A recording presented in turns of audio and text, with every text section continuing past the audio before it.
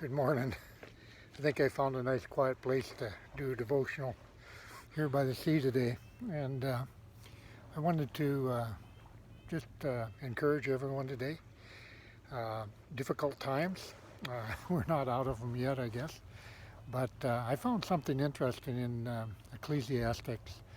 Uh, you know, people now, it seems, are in a lot of different places, and they're experiencing different things, different emotions, different feelings about things. Um, they're in places they've never been before. And I think that the writer of Ecclesiastes uh, hits it right on uh, when he talks about this. And I'll read it to you real quickly. He says this: there's a time for everything, and there's a season for everything under the heavens or under the sun. He said, there's a time to be born, there's a time to die, time to plant, and a time to uproot. There's a time to kill, and a time to heal. There's a time to tear down, and there's a time to build up. There's a time to weep, and there's a time to laugh. There's a time to mourn, and there's a time to dance.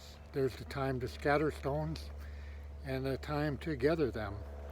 And then, of course, God put this little thing in about social distancing. He says there's a time to embrace and a time to refrain, a time to search and a time to give up, a time to keep and a time to throw away, a time to tear and a time to mend, a time to love and a time to hate, a time to be silent and a time to speak, and a time for war and a time for peace.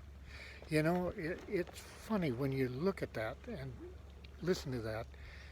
We've all been somewhere on that page. We've all been part of that at one time or another. If we haven't been, we probably will be in our lifetime. And then he says something interesting. The writer of Ecclesiastes says this. He says, what does anyone gain by this? You know, we work hard, we're doing our thing, and what do we gain by all this? And he says, I've seen the burden that's been placed on humankind, that God has allowed us to experience and go through. I've seen this burden. And he says one other thing here, and this is why. You know, if you need a why this, why that, this is a why right here. It says, He has also set eternity in the hearts and the minds of humankind.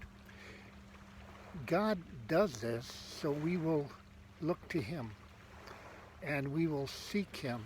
We will look to Him for the answers. We will find security. We will find peace in that.